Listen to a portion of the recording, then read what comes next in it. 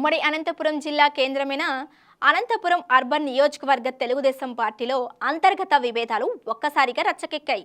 Sitting MLA Daggubati Venkateswara Prasad, మాజీ MLA Vaikuntham Prabhakar Chowdary వర్గాల మధ్య ఆధిపత్య పోరు తారాస్థాయికి చేరింది. ఎన్నికల సమయంలో అధిష్టానం ఆదేశాలతో కలిసి పనిచేసి కూటమి అభ్యర్థిని గెలిపించినప్పటికీ ప్రభుత్వం ఏర్పాటయ్యాక నియోజకవర్గంలో మొత్తం పెత్తనం ఎమ్మెల్యేదే సాగుతుందని, ఏళ్ల తరబడి పార్టీని నమ్ముకున్న తమకు గుర్తింపు లేకుండా పోయిందని చౌదరి వర్గం రగిలిపోతుంది. తాజాగా దళవాయి రమాదేవికి ఎమ్మెల్సీ పదవి దక్కిన వేళ మాజీ ఎమ్మెల్యే ప్రభాకర్ చౌదరి మీడియా సమావేశం ఏర్పాటు చేసి ఎమ్మెల్యే కుటుంబంపై భూకబ్జాలు, అక్రమాల ఆరోపణలు చేయటం పెనుదుమారం రేపింది. అనంతపురం పసుపు పార్టీలో రాజుకున్న ఈ పొలిటికల్ వారేంటి అనేది ఇప్పుడు చూద్దాం. Hi hello, welcome to Khyati connects. నేను సిరి. అనంతపురం నగర టీడీపీలో నాయకుల మధ్య వైరం రోజు రోజుకు ముదురుతుంది. సిట్టింగ్ ఎమ్మెల్యే దగ్గుబాటి వెంకటేశ్వర ప్రసాద్, మాజీ ఎమ్మెల్యే వైకుంఠ ప్రభాకర్ చౌదరి మధ్య కోల్డ్ వార్ కాస్త బహిరంగ పోరుగా మారింది. గత ఎన్నికలలో ఇన్ఛార్జిగా ఉన్న ప్రభాకర్ చౌదరిని కాదని దగ్గుపాటికి టికెట్ ఇవ్వటంతో పెద్ద ఎత్తున నిరసనలు వ్యక్తమయ్యాయి.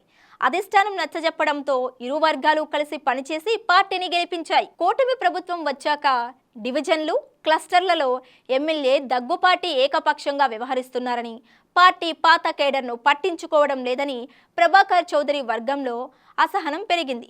గవర్నర్ కోటాలో స్థానిక నేత దళవాయి రమాదేవికి ఎమ్మెల్సీ పదవి దక్కడంతో చౌదరి ప్రాధాన్యత తగ్గిందంటూ సోషల్ మీడియాలో జరిగిన ప్రచారం వివాదాన్ని మరింత రాజేసింది.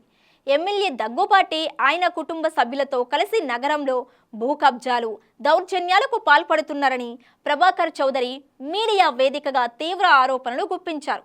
ఆధారాలు తన వద్ద ఉన్నాయన్నారు. అనంతపురంలో జరుగుతున్న అక్రమాలపై పార్టీ రాష్ట్ర అధ్యక్షుడు పల్లా శ్రీనివాసరావుకు ఫిర్యాదు చేశానని, సీఎం చంద్రబాబు, లోకేష్ వెంటనే జోక్యం చేసుకొని పార్టీని కాపాడాలని చౌదరి కోరారు.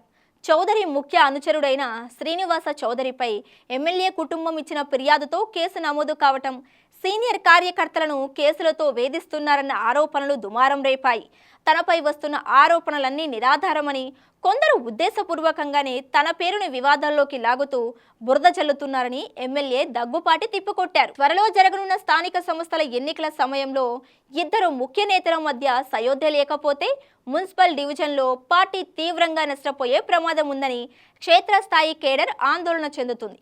ఇరు వర్గాల మధ్య సమన్వయం కుదిర్చి వివాదాన్ని చల్లార్చడానికి టీడీపీ అధినాయకత్వం ఎలాంటి చర్యలు తీసుకుంటుంది? అనంతపురం పసుపు కోటలో ఈ అసమ్మతి సెగలకు చెక్ పడుతుందా అన్నది వేచి చూడాలి.